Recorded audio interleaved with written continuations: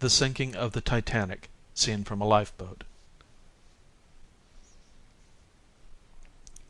Looking back now on the descent of our boat down the ship's side, it is a matter of surprise, I think, to all the occupants to remember how little they thought of it at the time.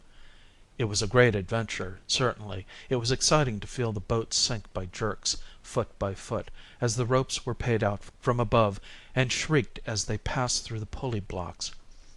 The new ropes and gear creaking under the strain of a boat laden with people, and the crew calling to the sailors above as the boat tilted slightly, now at one end, now at the other. "Lower aft," "Lower stern," and "Lower together," as she came level again. But I do not think we felt much apprehension about reaching the water safely. It certainly was thrilling to see the black hull of the ship on one side and the sea, 70 feet below, on the other, or to pass down by cabins and saloons brilliantly lighted. But we knew nothing of the apprehension felt in the minds of some of the officers whether the boats and lowering gear would stand the strain of the weight of our 60 people. The ropes, however, were new and strong, and the boat did not buckle in the middle as an older boat might have done. Whether it was right or not to lower the boats full of people to the water, and it seems likely it was not, I think there can be nothing but the highest praise given to the officers and crew above for the way in which they lowered the boats one after the other safely to the water. It may seem a simple matter to read about such a thing, but any sailor knows, apparently, that it is not so. An experienced officer has told me that he has seen a boat lowered in practice from a ship's deck with a trained crew and no passengers in the boat, with practiced sailors paying out the ropes in daylight in calm weather with the ship lying in dock, and has seen the boat tilt over and pitch the crew headlong into the sea. Contrast these conditions with those obtaining that Monday morning at 12:45 a.m., and it is impossible not to feel that, whether the lowering crew were trained or not, whether they had or had not drilled since coming on board, that they did their duty in a way that argues the greatest efficiency. I cannot help feeling the deepest gratitude to the two sailors who stood at the ropes above and lowered us to the sea. I do not suppose they were saved. Perhaps one explanation of our feeling little sense of the unusual in leaving the Titanic in this way was that it seemed the climax to a series of extraordinary occurrences. The magnitude of the whole thing dwarfed events that in the ordinary way would seem to be full of imminent peril. It is easy to imagine it: a voyage of 4 days on a calm sea without a single untoward incident. The presumption, perhaps already mentally half realized, that we should be ashore in 48 hours and so complete a splendid voyage. And then to feel the engine stop, to be summoned on deck with little time to dress, to tie on a life belt, to see rockets shooting aloft in call for help, to be told to get into a lifeboat. After all these things, it did not seem much to feel the boat sinking down to the sea. It was the natural sequence of previous events, and we had learned in the last hour to take things just as they came. At the same time, if anyone should wonder what the sensation is like, it is quite easy to measure 75 feet from the windows of a tall house or a block of flats, look down to the ground, and fancy himself with some 60 other people crowded into a boat so tightly that he could not sit down or move about, and then picture the boat sinking down in a continuous series of jerks as the sailors pay out the ropes through cleats above. There are more pleasant sensations than this. How thankful we were that the sea was calm and the Titanic lay so steadily and quietly as we dropped down her side. We were spared the bumping and grinding against the side which so often accompanies the launching of boats. I do not remember that we even had to fend off our boat while we were trying to get free. As we went down, one of the crew shouted, "We are just over the condenser exhaust. We don't want to stay in that long or we shall be swamped. Feel down on the floor and be ready to pull up the pin which lets the ropes free as soon as we are afloat." I had often looked over the side and noticed this stream of water coming out of the side of the Titanic just above the water line. In fact, so large was the volume of water that as we plowed along and met the waves coming towards us, this stream would cause a splash that sent spray flying. We felt as well as we could in the crowd of people on the floor, along the sides, with no idea where the pin could be found, and none of the crew knew where it was, only of its existence somewhere, but we never found it. And all the time we got closer to the sea, and the exhaust roared nearer and nearer, until finally we floated with the ropes still holding us from above, the exhaust washing us away and the force of the tide driving us back against the side, the latter not of much account in influencing the direction, however. Thinking over what followed, I imagine we must have touched the water with the condenser stream at our bows, and not in the middle as I thought at one time.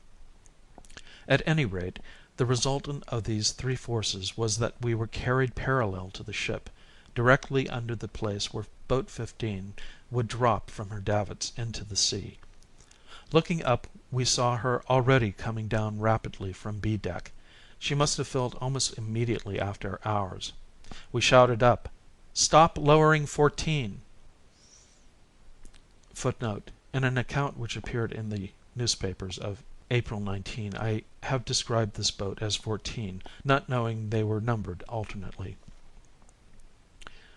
And the crew and passengers in the boat above, hearing us shout and seeing our position immediately below them, shouted the same to the sailors on the boat deck.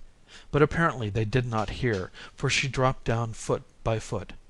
20 feet, 15, 10, and a stoker and I in the bows reached up and touched her bottom swinging above our heads, trying to push away from our boat from under her. It seemed now as if nothing could prevent her dropping on us, but at this moment another stoker sprang with his knife to the ropes that still held us, and I heard him shout, "1, 2!" as he cut them through. The next moment we had swung away from underneath 15, and were clear of her as she dropped into the water, in the space we had just before occupied. I do not know how the bow ropes were freed, but imagine that they were cut in the same way, for we were washed clear of the Titanic at once by the force of the stream and floated away as the oars were got out. I think we all felt that that was quite the most exciting thing we had yet been through, and a great sigh of relief and gratitude went up as we swung away from the boat above our heads. But I heard no one cry aloud during the experience. Not a woman's voice was raised in fear or hysteria. I think we all learnt many things that night about the bogey called fear, and how the facing of it is much less than the dread of it. The crew was made up of cooks and stewards, mostly the former, I think, their white jackets showing up in the darkness as they pulled away, two to an oar. I do not think they can have had any practice in rowing, for all night long their oars crossed and clashed. If our safety had depended on speed or accuracy in keeping time, it would have gone hard with us. Shouting began from one end of the boat to the other as to what we should do, where we should go, and no one seemed to have any knowledge how to act. At last we asked, "Who is in charge of this boat?" But there was no reply. We then agreed by general consent that the stoker, who stood in the stern with the tiller, should act as captain, and from that time he directed the course, shouting to other boats and keeping in touch with them. Not that there was anywhere to go or anything we could do. Our plan of action was simple: to keep all the boats together as far as possible, and wait until we were picked up by other liners. The crew had apparently heard of the wireless communications before they left the Titanic, but I never heard them say that we were in touch with any boat but the Olympic. It was always the Olympic that was coming to our rescue. They thought they knew even her distance, and making a calculation, we came to the conclusion that we ought to be picked up by her about 2 o'clock in the afternoon. But this was not our only hope of rescue. We watched all the time the darkness lasted for steamers' lights, thinking there might be a chance of other steamers coming near enough to see the lights which some of our boats carried. I am sure there was no feeling in the minds of any one that we should not be picked up next day. We knew that wireless messages would go out from ship to ship, and as one of the stokers said, "The sea will be covered with ships tomorrow afternoon. They will race up from all over the sea to find us." Some even thought that fast torpedo boats might run up ahead of the Olympic. And yet the Olympic was, after all, the farthest away of them all. 8 other ships lay within 300 miles of us. How thankful we should have been to know how near help was, and how many ships had heard our message and were rushing to the Titanic's aid. I think nothing has surprised us more than to learn so many ships were near enough to rescue us in a few hours. Almost immediately after leaving the Titanic, we saw what we all said was a ship's lights down on the horizon on the Titanic's port side. 2 lights, one above the other, and plainly not one of our boats. We even rowed in that direction for some time, but the lights drew away and disappeared below the horizon. But this is rather anticipating. We did none of these things first. We had no eyes for anything but the ship we had just left. As the oarsmen pulled slowly away, we all turned and took a long look at the mighty vessel towering high above our midget boat, and I know it must have been the most extraordinary sight I shall ever be called upon to witness. I realize now how totally inadequate language is to convey to some other person who was not there any real impression of what we saw. But the task must be attempted. The whole picture is so intensely dramatic that, while it is not possible to place on paper for eyes to see the actual likeness of the ship as she lay there, some sketch of the scene will be possible. First of all, the climatic conditions were extraordinary. The night was one of the most beautiful I have ever seen. The sky without a single cloud to mar the perfect brilliance of the stars, clustered so thickly together that in places there seemed almost more dazzling points of light set in the black sky than background of sky itself. And each star seemed, in the keen atmosphere, free from any haze, to have increased its brilliance tenfold, and to twinkle and glitter with a staccato flash that made the sky seem nothing but a setting made for them in which to display their wonder. They seemed so near, and their light so much more intense than ever before, that fancy suggested they saw this beautiful ship in dire distress below, and all their energies had awakened to flash messages across the black dome of the sky to each other, telling and warning of the calamity happening in the world beneath. Later, when the Titanic had gone down, and we lay still on the sea, waiting for the day to dawn, or a ship to come, I remember looking up at the perfect sky and realizing why Shakespeare wrote the beautiful words he puts in the mouth of Lorenzo.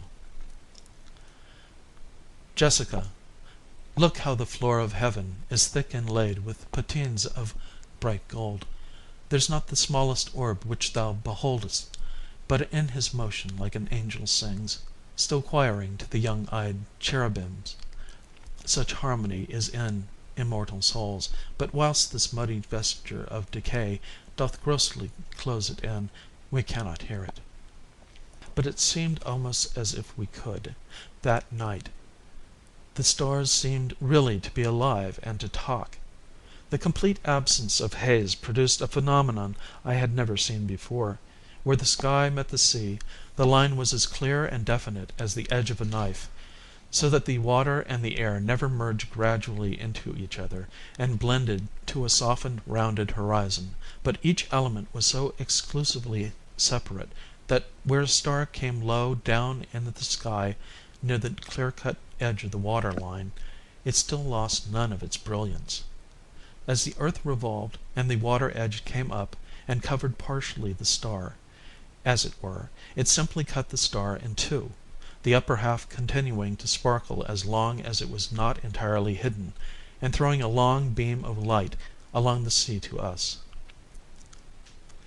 In the evidence before the United States Senate Committee, the captain of one of the ships near us that night said the stars were so extraordinarily bright near the horizon that he was deceived into thinking that they were ships' lights.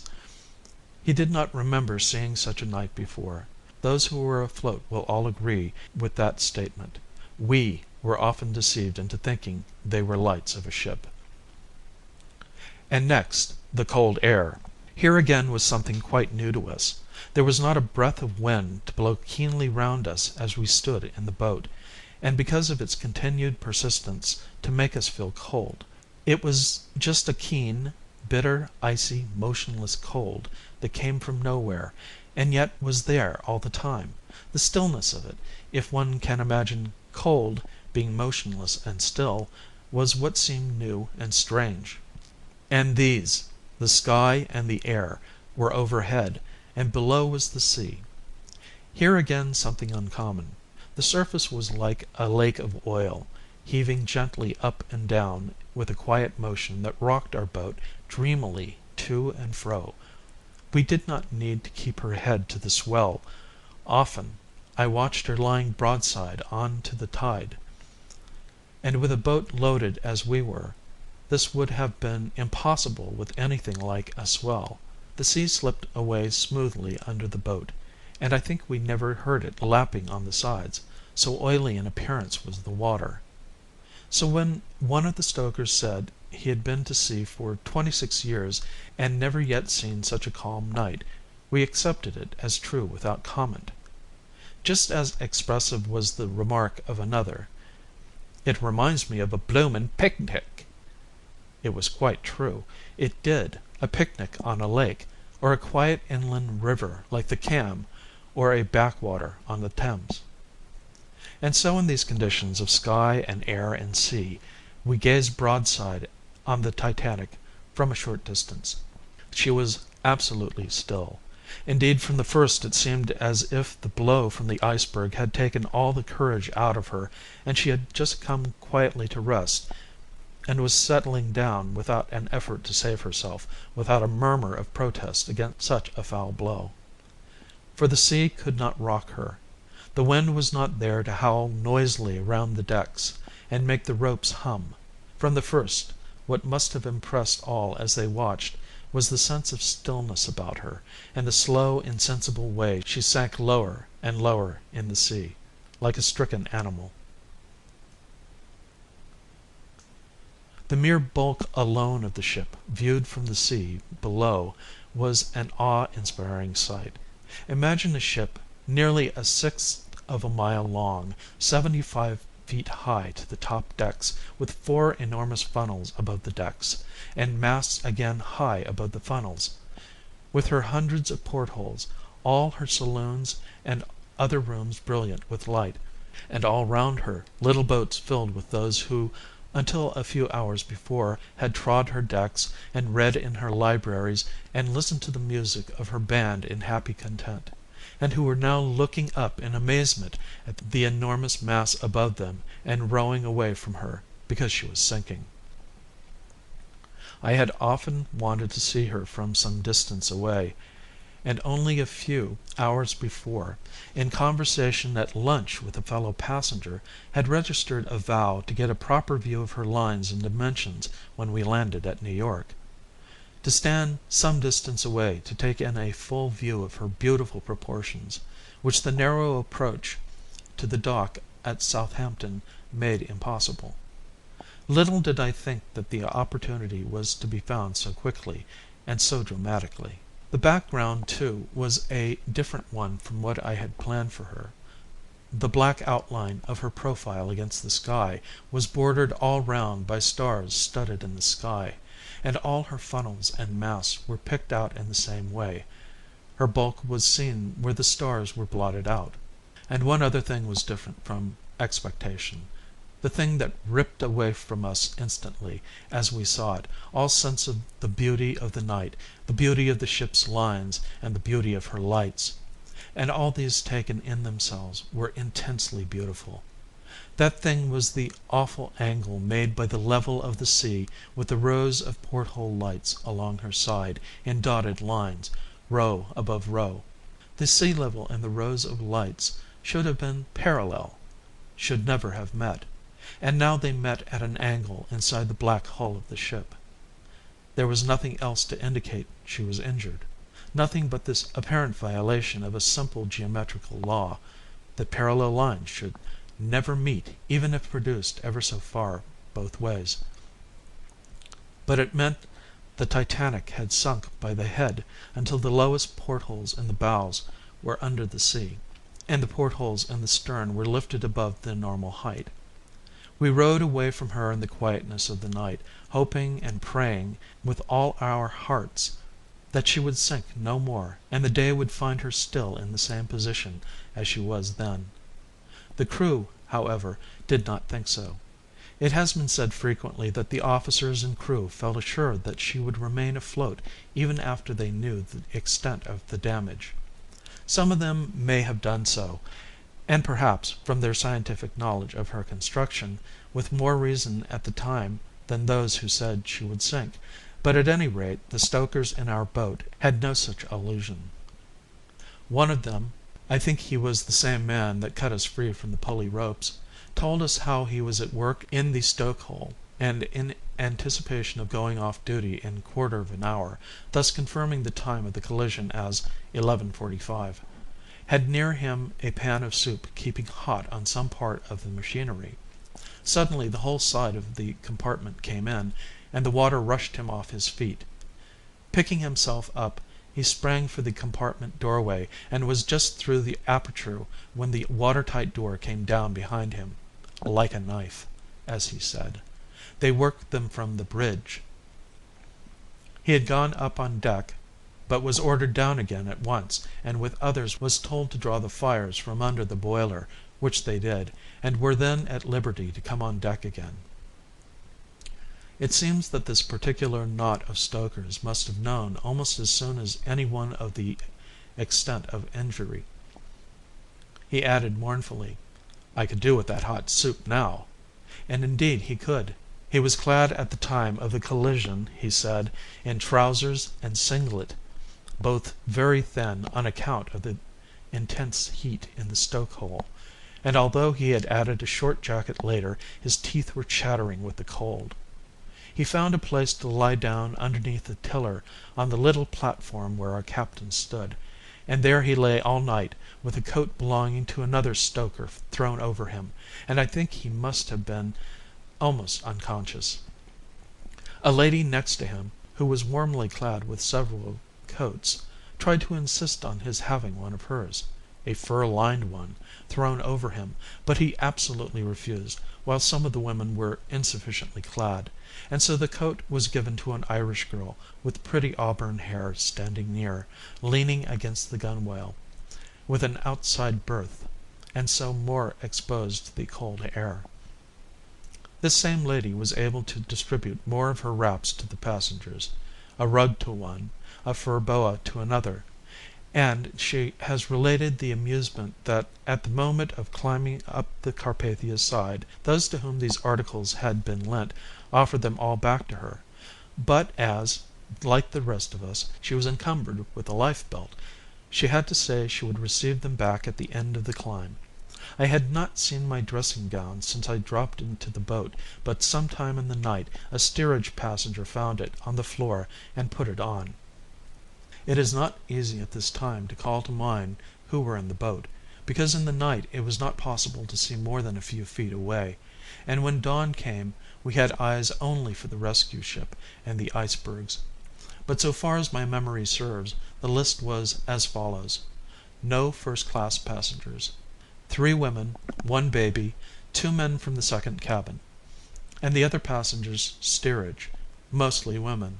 A total of about 35 passengers. The rest, about 25 and possibly more, were crew and stokers. Near to me all night was a group of 3 Swedish girls, warmly clad, standing close together to keep warm, and very silent. Indeed, there was very little talking at any time. One conversation took place that is, I think, worth repeating. One more proof that the world after all is a small place. The 10 months old baby, which was handed down at the last moment, was received by a lady next to me, the same who shared her wraps and coats. The mother had found a place in the middle, and was too tightly packed to come through to the child, and so it slept contentedly for about an hour in a stranger's arms. It then began to cry, and the temporary nurse said, "Will you feel down and see if the baby's feet are out of the blanket?" I don't know much about babies, but I think their feet must be kept warm. Wriggling down as well as I could, I found its toes exposed to the air and wrapped them well up, when it ceased crying at once. It was evidently a successful diagnosis. Having recognized the lady by her voice, it was much too dark to see faces. As one of my vis-a-vis at the purser's table, I said, "Surely you are Miss—" "Yes," she replied, "and you must be Mr. Beasley. How curious we should find ourselves in the same boat." Remembering that she had joined the boat at Queenstown, I said, "Do you know Clonmel? A letter from a great friend of mine who is staying there at—" giving the address, "came aboard at Queenstown. Yes, it is my home, and I was dining at— just before I came away." It seemed that she knew my friend, too, and we agreed that of all places in the world to recognize mutual friends, a crowded lifeboat afloat in mid-ocean at 2 a.m., 1,200 miles from our destination, was one of the most unexpected. And all the time, as we watched, the Titanic sank lower and lower by the head, and the angle became wider and wider as the stern porthole lights lifted and the bow lights sank, and it was evident she was not to stay afloat much longer. The captain stoker now told the oarsmen to row away as hard as they could. Two reasons seemed to make this a wise decision. One, that as she sank she would create such a wave of suction that boats, if not sucked under by being too near, would be in danger of being swamped by the wave her sinking would create. And we all knew our boat was in no condition to ride big waves, crowded as it was and manned with untrained oarsmen. The second was that an explosion might result from the water getting to the boilers, and debris might fall within a wide radius. And yet, as it turned out, neither of these things happened. At about 2:15 a.m. I think we were any distance from a mile to 2 miles away. It is difficult for a landsman to calculate distance at sea, but we had been afloat an hour and a half. The boat was heavily loaded, the oarsmen unskilled, and our course erratic, following now one light and now another, sometimes a star and sometimes a light from a port light boat which had turned away from the Titanic in the opposite direction and lay almost on our horizon, so we could not have gone very far away.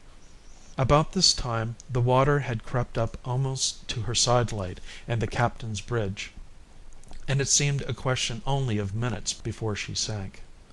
The oarsmen lay on their oars, and all in the lifeboat were motionless as we watched her in absolute silence, save some who would not look and buried their heads on each other's shoulders. The lights still shone with the same brilliance, but not so many of them. Many were now below the surface. I have often wondered since whether they continued to light up the cabins when the portholes were under water. They may have done so. And then, as we gazed awestruck, she tilted slowly up, revolving apparently about a center of gravity just astern of amidships, until she attained a vertically upright position, and there she remained, motionless. As she swung up, her lights, which had shone without a flicker all night, went out suddenly, came on again for a single flash, then went out altogether. And as they did so, there came a noise which many people, wrongly I think, have described as an explosion. It has always seemed to me that it was nothing but the engines and machinery coming loose from their bolts and bearings, and falling through the compartments, smashing everything in their way. It was partly a roar, partly a groan, partly a rattle, and partly a smash, and it was not a sudden roar as an explosion would be. It went on successively for some seconds, possibly 15 to 20, as the heavy machinery dropped down to the bottom, now the bows, of the ship. I suppose It fell through the end and sank first, before the ship. But it was a noise no one had heard before, and no one wishes to hear again. It was stupefying, stupendous, as it came to us along the water. It was as if all the heavy things one could think of had been thrown downstairs from the top of a house, smashing each other and the stairs and everything in the way. Several apparently authentic accounts have been given in which definite stories of explosions have been related, in some cases even with the wreckage blown up and the ship broken in two, but I think such accounts will not stand close analysis. In the first place, the fires had been withdrawn and the steam allowed to escape some time before she sank, and the possibility of explosion from this cause seems very remote. Then, as just related, the noise was not sudden and definite, but prolonged, more like the roll and crash of thunder. The probability of the noise being caused by engines falling down will be seen by referring to Fig. 2, page 116, where the engines are placed in compartments 3, 4, and 5. As the Titanic tilted up they would almost certainly fall loose from their bed and plunge down through the other compartments. No phenomenon like that pictured in some American and English papers occurred, that of the ship breaking in two, and the two ends being raised above the surface. I saw these drawings in preparation on board the Carpathia, and said at the time that they bore no resemblance to what actually happened. When the noise was over the Titanic was still upright like a column. We could see her now only as the stern and some 150 feet of her stood outlined against the star-specked sky, looming black in the darkness, and in this position she continued for some minutes. I think as much as 5 minutes, but it may have been less. Then, first sinking back a little at the stern, I thought, she slid slowly forwards through the water and dived slantingly down. The sea closed over her, and we had seen the last of the beautiful ship on which we had embarked 4 days before at Southampton. And in place of the ship, on which all our interest had been concentrated for so long, and towards which we looked most of the time, because it was still the only object on the sea which was a fixed point to us, in place of the Titanic, we had the level sea now stretching in an unbroken expanse to the horizon, heaving gently, just as before, with no indication on the surface that the waves had just closed over the most wonderful vessel ever built by man's hand. The stars looked down just the same, and the air was just as bitterly cold. There seemed a great sense of loneliness when we were left on the sea in a small boat without the Titanic. Not that we were uncomfortable, except for the cold, nor in danger. We did not think we were either.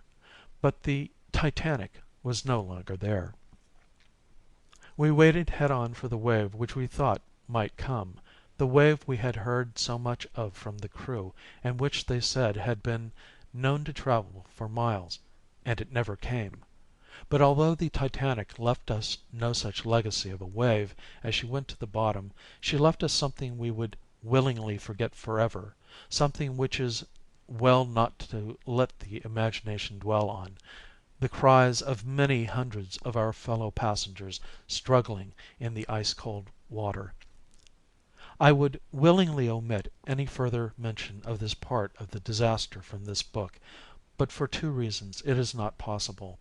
First, that as a matter of history it should be put on record, and secondly, that these cries were not only an appeal for help in the awful conditions of danger in which the drowning found themselves, an appeal that could never be answered, but an appeal to the whole world to make such conditions of danger and hopelessness impossible ever again, a cry that called to the heavens for the very injustice of its own existence, a cry that clamored for its own destruction. We were utterly surprised to hear this cry go up as the waves closed over the Titanic. We had heard no sound of any kind from her since we left her side, and as mentioned before, we did not know how many boats she had, or how many rafts. The crew may have known, but they probably did not, and if they did, they never told the passengers. We should not have been surprised to know all were safe on some life-saving device. So that unprepared as we were for such a thing, the cries of the drowning floating across the quiet sea filled us with stupefaction. We longed to return and rescue at least some of the drowning, but we knew it was impossible.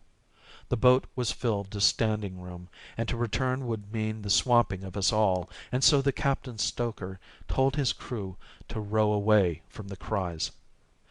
We tried to sing to keep all from thinking of them, but there was no heart for singing in the boat at that time.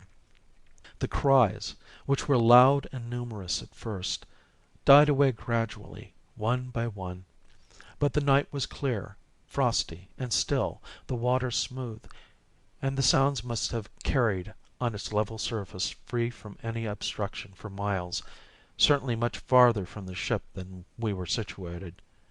I think the last of them must have been heard nearly 40 minutes after the Titanic sank. Life belts would keep the survivors afloat for hours, but the cold water was what stopped the cries.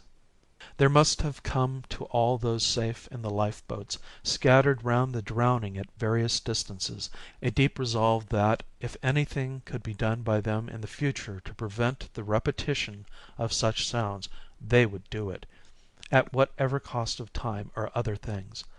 And not only to them are those cries an imperative call, but to every man and woman who has known of them. It is not possible that ever again can such conditions exist, but it is a duty imperative on one and all to see that they do not. Think of it! A few more boats! A few more planks of wood nailed together in a particular way at a trifling cost, and all those men and women whom the world can so ill afford to lose would be with us today. There would be no mourning in thousands of homes which now are desolate, and these words need not have been written.